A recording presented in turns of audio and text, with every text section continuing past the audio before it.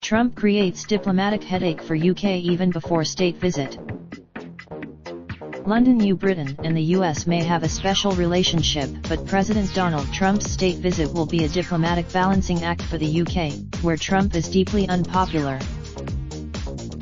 Even before his arrival on British shores, the contest end. Trump's trip comes as the UK is facing its most significant crisis since the Second World War. It is currently in the midst of a long and messy divorce from the European Union, the economic and political bloc it has belonged to for more than 40 years. That divorce has now in less than 3 years.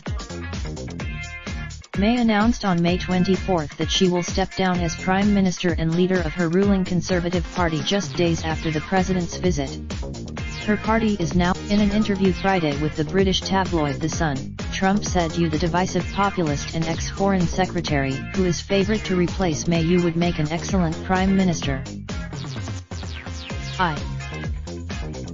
The President also referred to the American-born Duchess of Sussex as nasty over comments she made in 2016 threatening to move to Canada if Trump won the White House.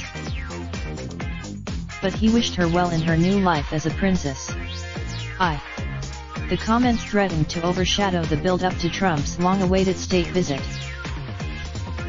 Trump is widely disliked in the UK.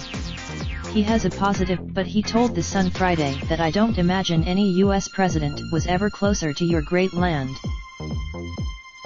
Now, on Tuesday, the day after Trump's arrival, thousands of people are expected to hit the streets of the capital to protest, like they did during his last visit in July.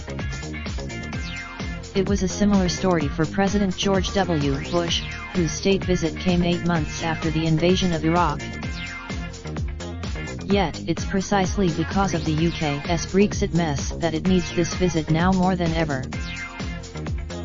With no Brexit deal in sight, and future trade ties with Europe now up in the air, a trade deal with the US has become increasingly important.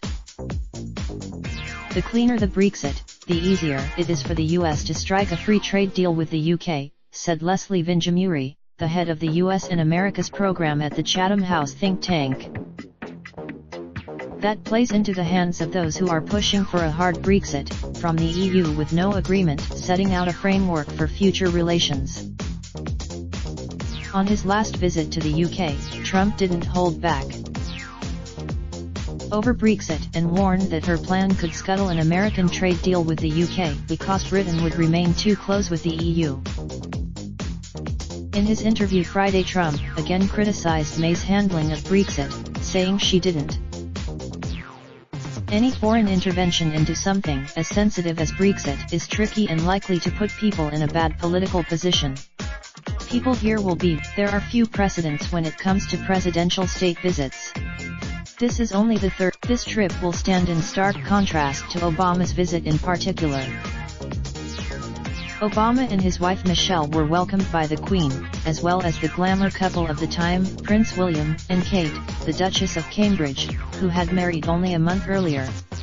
Their Buckingham Palace. Ahead of Trump's arrival, however, some of the UK's most senior politicians have said that the visit is a mistake and that they won't attend the Queen's formal state dinner at Buckingham Palace. Opposition Labour Party leader Jeremy Corbyn has refused to join the white tie event and said that May should. Corbyn, however, has been criticised for inviting members of Hamas and Hezbollah to an event in Parliament in 2009 and for calling the groups friends. Both groups are but he's not the only political leader refusing to meet with the president. Vince Cable, leader of the centrist Liberal Democrats, also turned down a seat at the dinner with Trump. And called May's in. Despite the objections to Trump's visit and the difficulty for UK politicians to head off any explosive comments the president may make, experts say that the close relationship between the two countries is bigger than their leaders. The government has made big attempt to say to people that however much you may find Trump objectionable, you must distinguish the man from the office, said the former ambassador to the US Christopher Meyer. this? Raindrop, drop top, smoking, no cooking the hot pot. Cracking, fucking on your bitch, yeah, that. Looking up, open the park pot.